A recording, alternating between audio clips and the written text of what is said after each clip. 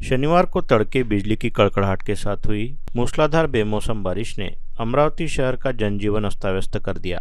इस तूफानी बारिश के कारण इरविन चौक स्थित भाजपा उम्मीदवार नवनीत राणा और प्रहार के उम्मीदवार दिनेश बुब का मुख्य प्रचार कार्यालय पूरी तरह जमींदोस्त हो गया। इसके अलावा शहर के कुछ इलाकों के पेड़ गिर जाने से बिजली के तार गिर गए और विद्युत आपूर्ति भी खंडित हो गई।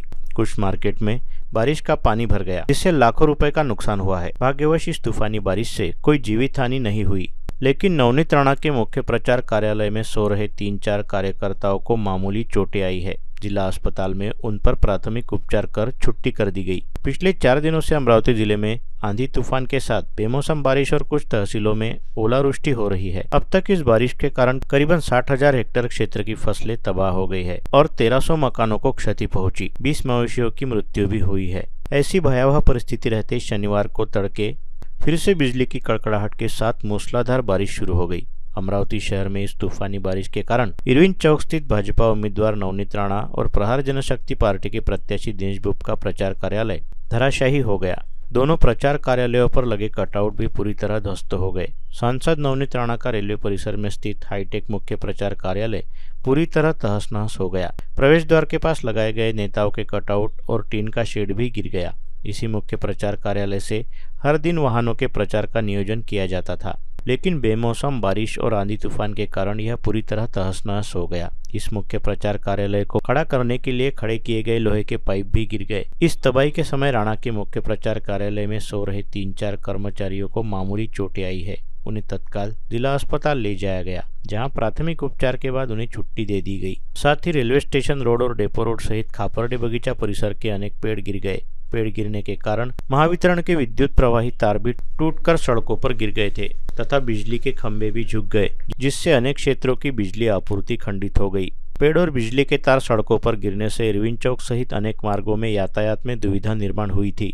यातायात और बिजली आपूर्ति पूर्ववत करने के लिए मनपा प्रशासन के अधिकारी और कर्मचारी युद्ध स्तर पर सुबह से ही काम में जुटे थे। बारिश रुकने के बाद दोनों उम्मीदवारों के प्रचार कार्यालय तहस नहस होने और सड़कों पर पेड़ गिरने के बाद नागरिकों की भारी संख्या में भीड़ जमा हो गई। अनेक क्षेत्रों में लगाए गए बड़े बड़े होर्डिंग्स भी गिर गए।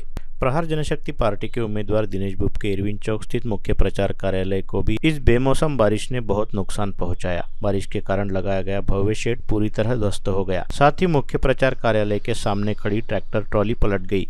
इस ट्रॉली पर छत्रपति शिवाजी महाराज की भव्य प्रतिमा रखी थी। ट्रॉली पलटने से दुपहिया दब गई। सुबह बारिश थमने के बाद मनपा प्रशासन द्वारा तथा उम्मीदवारों के कार्यकर्ताओं द्वारा प्रचार कार्यालय को फिर से खड़ा करने का काम जारी है। भाजपा के विधायक तथा अमरावती शहर अध्यक्ष प्रवीण पोटे पाटिल ने भी कैंप रोड स्थित अपने जनसंपर्क कार्यालय के सामने लोकसभा चुनाव निमित्त भव्य मंडप खड़ा किया था, लेकिन शनिवार को हुई मूसलाधार बारिश के कारण कार्यालय के सामने का मंडप ध्वस्त हो गया। इस बारिश ने अमरावती शहर में काफी तबाही मचाई।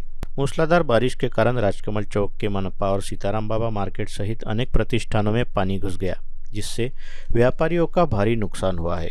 कवर्किंग मोबाइल शॉपिंग में पानी घुस जाने से व्यवसायी का भारी नुकसान हुआ। रेलवे पुल पर पेड़ गिरने से कुछ समय यातायात बाधित हो गया। मार्केट में पानी की निकासी की व्यवस्था बराबर न रहने से काफी पानी भर गया था। व्यापारी सुबह से अपनी दुकानों में आकर पानी निकालने और अस्ताव्यस्त हुआ सामान ठीक करने में लगे थे।